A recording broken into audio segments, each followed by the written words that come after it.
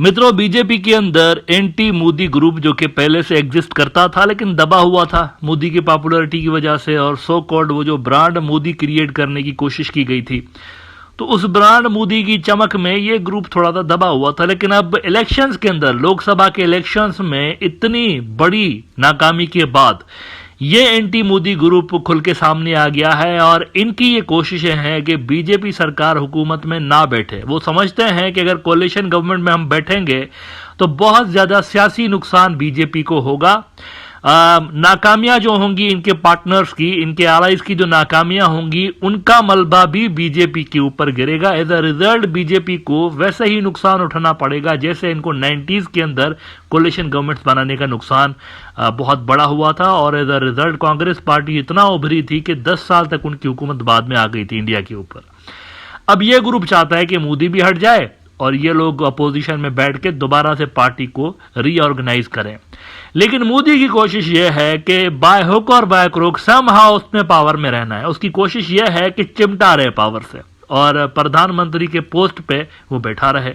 और इसी हवाले से जोड़ तोड़ की कोशिशें शुरू हो गई हैं। बहुत बड़े पैमाने पे वहां पर सियासी पार्टियों की मीटिंग्स हो रही हैं और गिव एंड टेक के मराइल तय किए जा रहे हैं।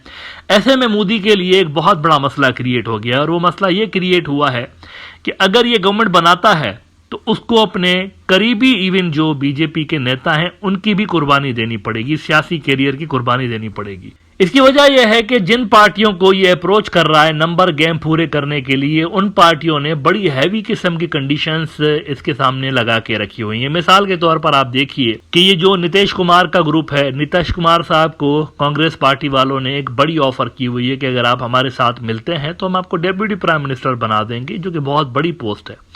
तो नीतीश कुमार इस पे गौर कर ही रहा था कि बीजेपी वालों ने भी इसको अप्रोच करना शुरू किया है। अब बीजेपी के सामने इन्होंने ये कंडीशन रखी है कि हमें 10 मिनिस्टरशिप्स चाहिए, 10 मंत्रियां चाहिए और हमें एक स्पीकर की पोस्ट भी चाहिए। ये उन्होंने भारी भरकम किस्म की डिमांड उन्होंने रखी है। अच्छा, आगे चलिए, दूसरी जो एक ग्रुप है शिंदे का ग्रुप। अब ये जो शिंदे वाले हैं ये यानी इन्होंने खुद ही कट ऑफ किए थे शिवसेना से, ये ग्रुप बनाया था बीजेपी ने, शिंदे का ग्रुप। वैसे तो उन्होंने 6 सीटें गालिबन जीती हैं, लेकिन शिंदे भी कहता है कि मुझे 2 मंत्रियां चाहिए। 6 सीटें जीती हैं, 2 मिनिस्ट्रीज वो मांग रहा है। एलजेपी पार्टी वाले भी 1 मिनिस्ट्री मांग रहे हैं और हिंदुस्तान अवामी मोर्चा वाले भी इससे 1 मिनिस्टरशिप मांग रहे हैं। अच्छा, जेडीयू वाले और टीडीपी वाले उनसे मिलके तो 13 मिनिस्ट्रियां मांग रहे हैं मोदी सरकार से। तो कुल मिला के ये कोई 25 से 30 मिनिस्ट्रियां ऐसी हैं जो कि मोदी से उसके इत्तेहादी मांग रहे हैं, जो उसके एलाइज होंगे एनडीए के अंदर वो मांग रहे हैं। अब अगर इतनी ज्यादा सीटें उनको दे देता, चाहे इंक्लूडिंग होम मिनिस्ट्री पे सबकी नजर है। होम मिनिस्ट्री यानी अमित शाह की जो नौकरी है वो खतरे में। अगर अमित शाह की नौकरी गई तो उसका जो बच्चा वहां पर बीसीसीआई में बैठा हुआ है, जय शाह, तो पापा के साथ वो बच्चा भी, उसकी भी नौकरी हो सकता है कि आगे पीछे हो जाए। लेकिन मेन यहां पर होम मिनिस्ट्री है। होम मिनिस्ट्री इसलिए मेन है क्योंकि पॉलिटिकल इंजीनियरिंग के लिए होम मिनिस्ट्री ही इस्तेमाल होती रही है। ये जो जोड़ तोड़ साजबाज होती रही है ना, इसको बुक करो उसको बुक करो, ये सारा ये करता था अमित शाह, तो उसकी मिनिस्ट्री मांगी जा रही है। सारों की नजरें उसके ऊपर हैं कि ये वाली मिनिस्ट्री हमें दे दो। अब सवाल ये पैदा हो रहा है कि मोदी अगर इतनी सारी मिनिस्ट्रियां बांट दे अपने आप को सिर्फ प्रधानमंत्री बनाने के लिए, तो बीजेपी के अपने लोग कहां जाएंगे भाई? वो क्या करेंगे? फिर बैठ के तालियां बजाएंगे, मोदी मोदी करते रहेंगे सिर्फ। उनका क्या फायदा है इसमें? तो अगर ये इतनी ज्यादा डिमांड्स मान लेता है अपने इस अलायंस की, तो इसकी मजीद जो स्टैंडिंग है बीजेपी के अंदर वो श्रिंक हो रही है और इसका जो विरोधी है वो पावरफुल हो जाएंगे मजीद। इसके खिलाफ जो वहां पर एक पहले से ही बड़ा मोर्चा बन गया है वो मोर्चा स्ट्रांग हो जाएगा। लेकिन अगर ये मिनिस्ट्रीज नहीं दे रहा है इन पार्टियों को, तो फिर ये प्रधानमंत्री नहीं बनेगा।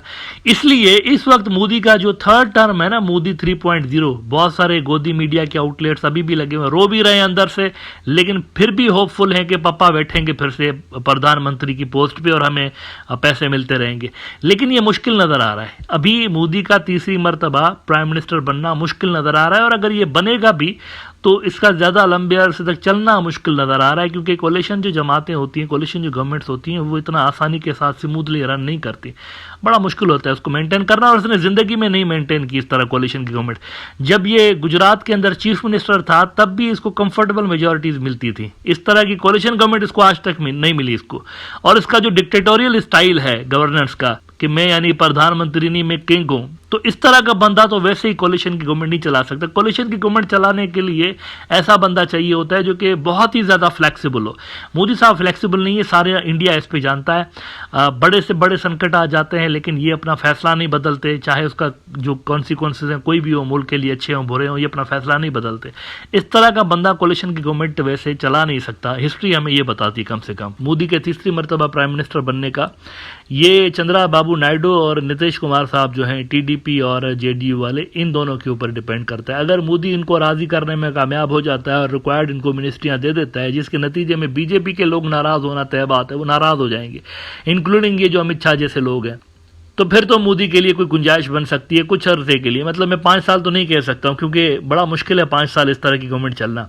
एक बड़ी ही अजीब व गरीब किस्म की गवर्नमेंट बनेगी वहां पे। तो उनको अगर ये कन्विंस कर लेते हैं तो फिर तो ये कुछ अरसे के लिए आ सकते हैं, लेकिन अगर उसको कन्विंस नहीं कर सकते तो फिर मेरे ख्याल से इसका प्रधानमंत्री बनना मुश्किल है। साथ साथ आपको अगेन मैं ये याद दिला दूं, अंदर से जो है ना, अंदर से विरोध इसका बढ़ता चला जा रहा है। बहुत सारे लोग कह रहे हैं बीजेपी में कि हुकूमत हम बनाएं लेकिन इसकी जगह पर किसी और को लेकर आते, कोई ऐसा बंदा जो कि सॉफ्ट हो, फ्लेक्सिबल हो और जो कि इस तरह के इत्तेहादियों को मैनेज करने का भी तजुर्बा रखता हो। तो ये भी वहां पर एक सजेशन दी जा रही है बीजेपी के टॉप लीडरशिप के अंदर कि मोदी को हटा के कोई ऐसा बंदा प्रधानमंत्री की पोस्ट पे हम लोग लेकर आ जाएं जो कि बहुत ही सॉफ्ट किस्म का हो, सबके साथ जिसके टाइज अच्छे हों, जो कि सबको मिला के चल सकता हो साथ में। आखिर में आप जरा इंडिया टुडे की ये क्लिप देख लीजिए जिसमें इंडिया का मीडिया खुद बता रहा है कि कितनी ज़्यादा मुश्किल बीजेपी को फेस करनी पड़ रही है, कितनी ज़्यादा डिमांड्स उनके सामने उनके इत्तेहादियों ने रखी हुई है। कौन सा इत्तेहादी क्या मिनिस्टर, अच्छा ये एनडीए का ही हिस्सा है। बहुत सारी जमातें जो कि इनके सामने डिमांड्स रख रही है ना, ये इनके अलायंस का ही हिस्सा है।